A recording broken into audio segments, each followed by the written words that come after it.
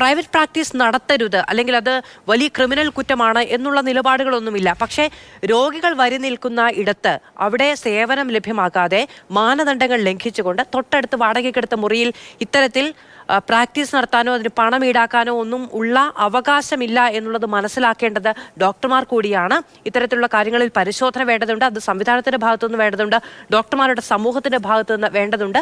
കാരണം എല്ലാ പ്രശ്നങ്ങളും ഉണ്ടാകുമ്പോൾ ഡോക്ടർമാർക്കെതിരെയൊക്കെ വലിയ തോതിലുള്ള മർദ്ദനവും അത്തരത്തിലുള്ള ക്രിമിനൽ പ്രവർത്തനവും ഒക്കെ ഉണ്ടാകുമ്പോൾ സമൂഹം എന്തുകൊണ്ടാണ് അവരോട് ചേർന്ന് നിൽക്കുന്നത് എന്നുള്ളതിന്റെ കാരണം അവർ സമയം മാറ്റിവെച്ച്, ആരോഗ്യം മാറ്റിവെച്ച് സമൂഹത്തിന് നൽകുന്ന സേവനത്തോട് തന്നെയുള്ള ഒരു പ്രതിപ്രവർത്തനം എന്ന നിലയ്ക്കാണ്. അതുകൊണ്ട് തന്നെ ആ ഉത്തരവാദിത്തം അങ്ങനെ തന്നെ നിർവഹിക്കേണ്ടതുണ്ട്. കെ സ്റ്റെഫിൻ നമ്മളോടൊപ്പം വിവരങ്ങളുമായി ചേരുന്നുണ്ട്. സ്റ്റെഫിൻ, ഇപ്പോൾ സുൽഫി നൂഹിനോട് സംസാരിക്കുമ്പോൾ അദ്ദേഹം പറയുന്നത് ഒരു പക്ഷേ ഡോക്ടർ ലീവിലായിരിക്കാം, ഒരുപക്ഷെ അദ്ദേഹത്തിന് അനുവദനീയമായ സമയമായിരിക്കാം, അങ്ങനെ പല ഘടകങ്ങളുണ്ടല്ലോ എന്നുള്ളതാണ്.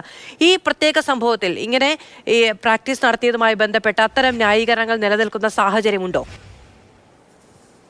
മാധു, ഞാൻ നേരത്തെ സൂചിപ്പിച്ചതുപോലെ തന്നെ അത്തരം വാദങ്ങൾ അവർക്ക് പറയാം. അതായത് ഒന്നാമത്തെ പ്രധാനപ്പെട്ട കാര്യം, അദ്ദേഹം ലീവിലാണ്. അത് നമ്മൾ ആ വാർത്തയിൽ തന്നെ പറയുന്നുണ്ട്. ഡോക്ടർ ഉണ്ടോ എന്ന് ചോദിക്കുമ്പോൾ അദ്ദേഹം ലീവിലാണ്. അദ്ദേഹത്തിന് ലീവ് എടുക്കാനുള്ള അവകാശവും എല്ലാം തന്നെ കൃത്യമായി തന്നെ ഉണ്ട്. അന്നൊരു അവധി ദിവസമാണെങ്കിൽ അദ്ദേഹത്തിന് ആശുപത്രിയിൽ വരേണ്ട ഒരു ആവശ്യമില്ല. പക്ഷേ ഇപ്പോൾ എന്താണ് ഈ ഡോക്ടറുടെ കാര്യത്തിൽ നടക്കുന്നത് എന്നുള്ളതാണ് ഏറെ പ്രധാനപ്പെട്ട കാര്യം. കാരണം അദ്ദേഹം ആശുപത്രിക്ക് വെറും 100 മീറ്റർ മാത്രം അടുത്ത് സ്വകാര്യ പ്രാക്ടീസ് നടത്തുന്നു എന്നുള്ളതാണ്.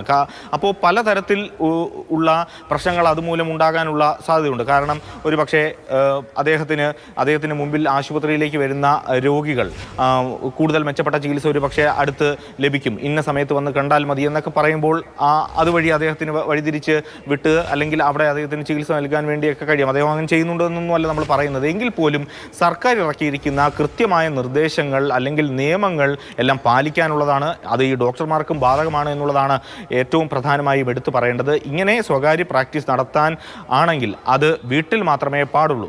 പ്രത്യേകിച്ചും മെഡിക്കൽ കോളേജിലെ ഡോക്ടർമാർക്കൊന്നും വീട്ടിൽ പോലും ഇത്തരത്തിൽ സ്വകാര്യ പ്രാക്ടീസ് അനുവദനീയമല്ല. കാരണം അതിന് വേണ്ടുന്ന അലവൻസുകൾ അവർക്ക് സർക്കാർ അതിന് പകരമായിട്ടുള്ള ആനുകൂല്യങ്ങൾ നൽകുന്നുണ്ട്.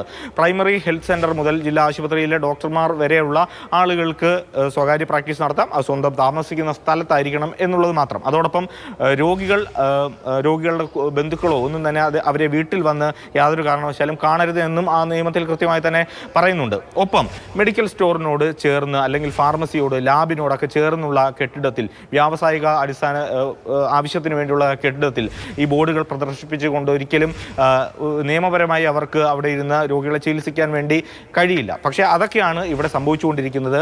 പണ്ട് പലതരത്തിൽ വിവരങ്ങൾ നൽകിയത് ആളുകൾക്ക്, ജനങ്ങൾക്ക് ആരോഗ്യ ശുശ്രൂഷ നൽകേണ്ട സമയത്ത് നിയമങ്ങൾക്കും ചട്ടങ്ങൾക്കും പുല്ലുവില കൽപ്പിച്ച് സർക്കാർ ഡോക്ടർമാർ സ്വകാര്യ പ്രാക്ടീസ് നടത്തുന്നത് ആരോഗ്യ വകുപ്പും വിജിലൻസ് സംവിധാനവും എല്ലാം അത് പരിശോധിക്കേണ്ടതാണ്, ആവശ്യമായ നടപടിയെടുക്കേണ്ടതാണ്. തിരുവനന്തപുരം ആര്യനാട് സാമൂഹ്യാരോഗ്യ കേന്ദ്രത്തിലെ ചീഫ് മെഡിക്കൽ ഓഫീസർ നെൽസന്റെ സ്വകാര്യ പ്രാക്ടീസാണ് മാതൃഭൂമി ന്യൂസിന്റെ ഒളി ക്യാമറ ഓപ്പറേഷനിൽ വ്യക്തമായത്. ചികിത്സകരില്ലാതെ രോഗികൾ വലയുന്ന സമയത്താണ് ഇത്തരത്തിലുള്ള സ്വകാര്യ പ്രാക്ടീസ് നടത്തുന്നത് എന്നുള്ളതാണ് ഏറ്റവും പ്രധാനപ്പെട്ട കാര്യം.